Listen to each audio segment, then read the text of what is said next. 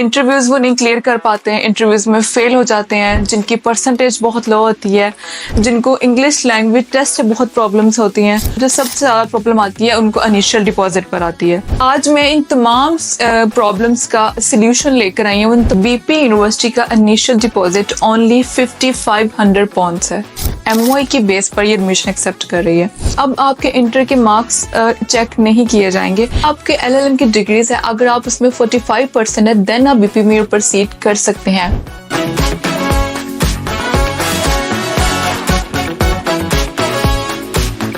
अस्सलामुअलैकुम, this is me Iqra Ali from students club Faisalabad.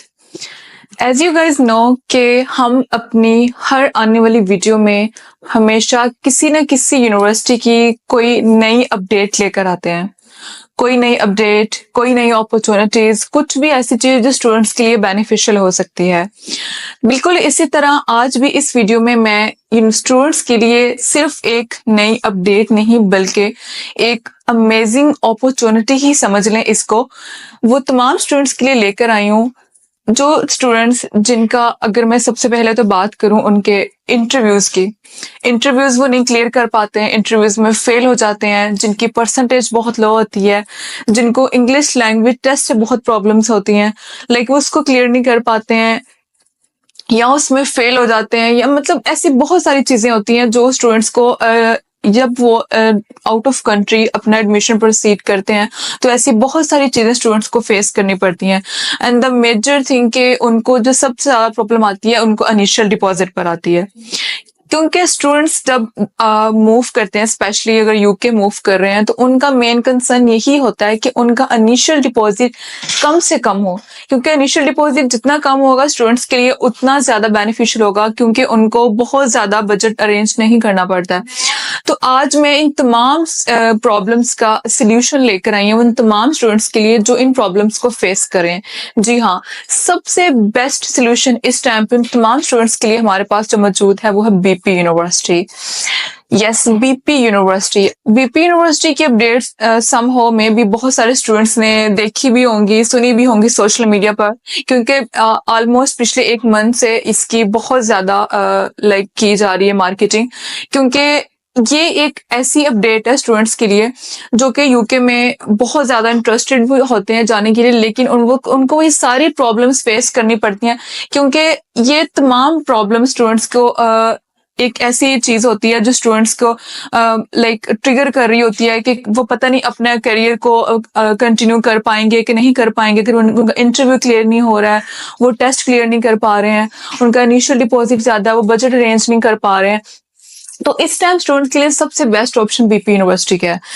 वो किस तरह से? बीपी यूनिवर्सिटी का इस टाइम पे सबसे पहले तो अगर मैं बात करूं इसके इनिशियल डिपॉजिट की, बीपी यूनिवर्सिटी का इनिशियल डिपॉजिट ओनली 5500 पॉन्ड्स है, जो कि बहुत ही लेस अमाउंट है एक, क्योंकि मेनली यूके की यूनिवर्सिटीज का जो इनिशियल डिपॉजिट होता है वो 8000, 7000 या मेनली 65 से अबव ही होता है। बहुत ही रेयर यूनिवर्सिटीज हैं जिनका इनिशियल डिपॉजिट 6 से कम हो।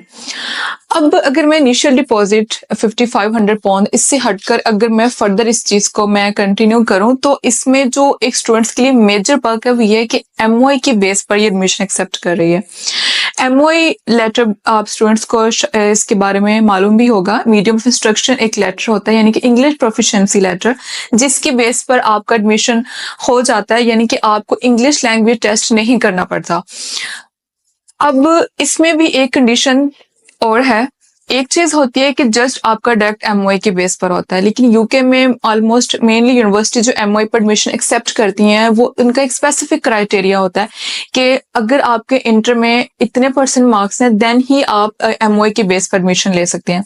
तो बीपी यूनिवर्सिटी की जो ये अपडेट है जो कि पिछले एक मंथ से ऑलमोस्ट कंटिन्यू है, उन्होंने इस अपडेट में वो क्राइटेरिया खत्म कर दिया था, यानी कि अब आपके इंटर के मार्क्स चेक नहीं किए जाएंगे, यानी कि अगर आपके मार्क्स इंटर में अगर इंग्लिश सब्जेक्ट के जो स्पेसिफिक मार्क्स चेक किए जाते थे, ऑल्दो अगर वो 45% भी है, 40% भी है, देन भी आप एलिजिबल हैं, क्योंकि वो अब चेक ही नहीं होंगे। अगर आप एक स्पेसिफिक यूनिवर्सिटी जो कि बीपी यूनिवर्सिटी की रिक्वायर्ड पैनल लिस्ट पर मौजूद है, अगर आप वहां से ग्रेजुएट हैं देन आप डायरेक्ट एडमिशन ले सकते हैं MOE बेस पर। अब मैं यहाँ पर यूनिवर्सिटीज को भी मेंशन कर देती हूँ। फैसलाबाद की बात करूँ तो जीसी यूनिवर्सिटी और एग्रीकल्चर यूनिवर्सिटी जिन पर एमओए की बेस पर एडमिशन एक्सेप्ट हो रहा है। इससे हटकर university of Gujrat, university of Sargodha, university of central Punjab, university of Punjab, Iqra university, Bahauddin Zakariya university, ये तमाम यूनिवर्सिटीज हैं जिन तमाम स्टूडेंट्स के एडमिशन एमओए की बेस पर डायरेक्टली बीपीए में एक्सेप्ट हो सकते हैं। सेकेंड चीज आती है अब इसके इंटरव्यू की। इंटरव्यू जो कि स्टूडेंट्स को और ज्यादा ट्रिगर करता है। अगर उनके एमओए की बेस पर एडमिशन हो भी रहा है देन स्टिल एक यूनिवर्सिटी इंटरव्यू उनको क्लियर करना उनके लिए एक बहुत ही कोई ऐसी चीज होती है कि लाइक बहुत मुश्किल चीज होती है उनके लिए। लेकिन यहाँ पर आपको उस चीज की भी टेंशन नहीं होगी। तो पहली चीज तो आपका इनिशियल डिपॉजिट 5500 है। सेकंड चीज आपका इंटरव्यू आपकी उसकी टेंशन नहीं है क्योंकि वो इंटरव्यू हमने खुद रिकॉर्ड करना है।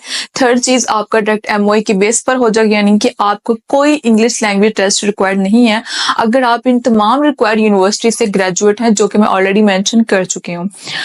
अब आते हैं इसके कोर्सेज की तरफ। बीपी यूनिवर्सिटी में हेल्थ केयर कोर्सेज हैं, बिजनेस के कोर्सेज हैं, एलएलएम के कोर्सेज ऑफर कर रही है। लेकिन इसमें से एक और मेजर चीज है कि इस यूनिवर्सिटी के जो तमाम प्रोफेसर्स हैं जो इन कोर्सेज को लीड कर रहे हैं वो सिर्फ एक ट्रेडिशनल टीचर्स नहीं है। वो तमाम प्रोफेसर्स वो लोग हैं जो कि ऑलरेडी अपनी इन फील्ड्स में खुद को अपना बिजनेस रन कर रहे हैं।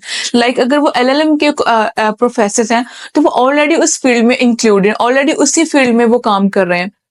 तो ये स्टूडेंट्स के लिए एक और बेस्ट चीज होती है लर्निंग पॉइंट ऑफ व्यू से।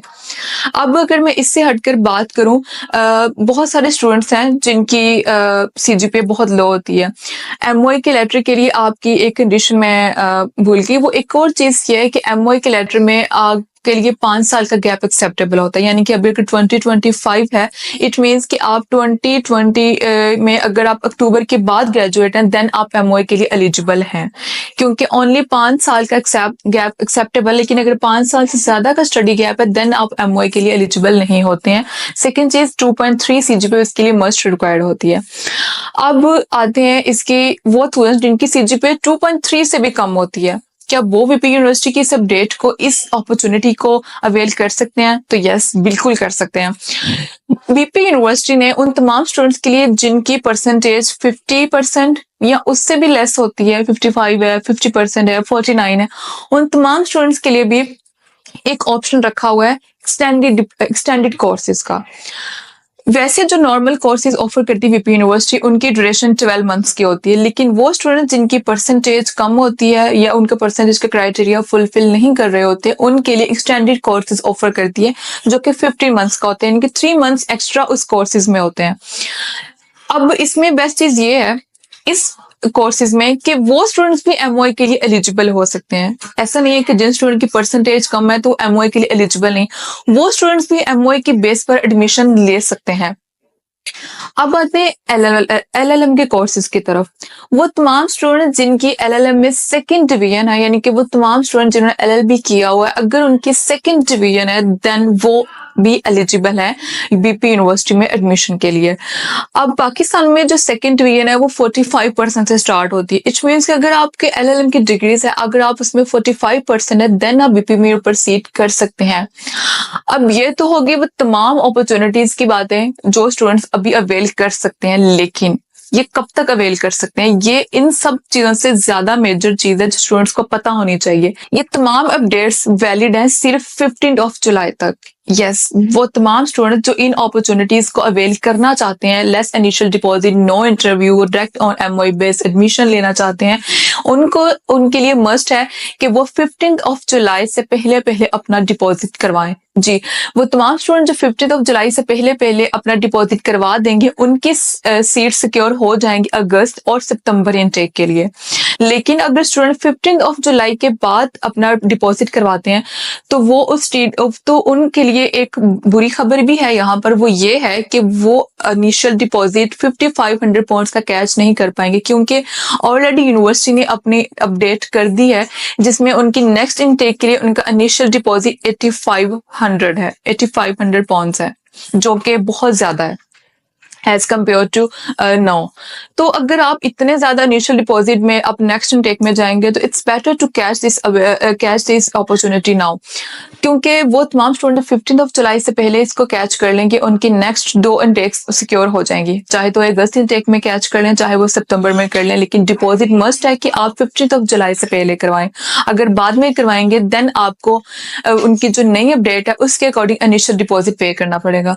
अभी ये चीज बेस्ट इसलिए है क्योंकि डेफिनेटली उनके फीस स्ट्रक्चर भी इंक्रीज हो चुके हैं, सिर्फ इनिशियल डिपॉजिट इंक्रीज नहीं हुआ है, फीस स्ट्रक्चर भी इंक्रीज हो चुके हैं। थर्ड चीज ये कि इट माइट पॉसिबल कि एमओआई की कंडीशंस भी चेंज कर दें। लाइक अभी अगर वो इंटर के मार्क्स चेक नहीं कर रहे हैं, इट माइट पॉसिबल कि वो नेक्स्ट इनटेक में इनिशियल डिपॉजिट इंक्रीज तो हो ही चुके हैं, फीस स्ट्रक्चर इंक्रीज हो ही चुके हैं, तो इट माइट पॉसिबल कि वो साथ साथ अब एमओआई की कंडीशन फिर से चेंज कर दें। लाइक इंटर के स्पेसिफिक मार्क्स फिर से वो क्राइटेरिया पर ले आए कि अगर स्टूडेंट्स के इतने % मार्क्स हैं इंग्लिश सब्जेक्ट में इंटर में, देन ही वो एमओआई के लिए एलिजिबल है, जो कि स्टूडेंट्स के लिए एक और मुश्किल पाथवे हो जाता है।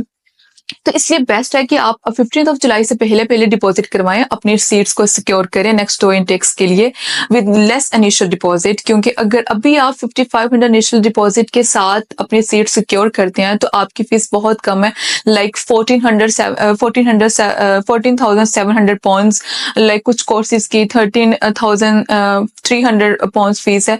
तो इन इतनी लेस फीस के साथ, और इसमें एक और चीज भी है कि वो तमाम स्टूडेंट्स जो कि इनरोलमेंट फी, उनको बहुत ज्यादा इशू होते हैं कि हमारी इनरोलमेंट फी के आप उनको वो पे करनी पड़ेगी, रिमेनिंग फी इतने टाइम में पे करनी है।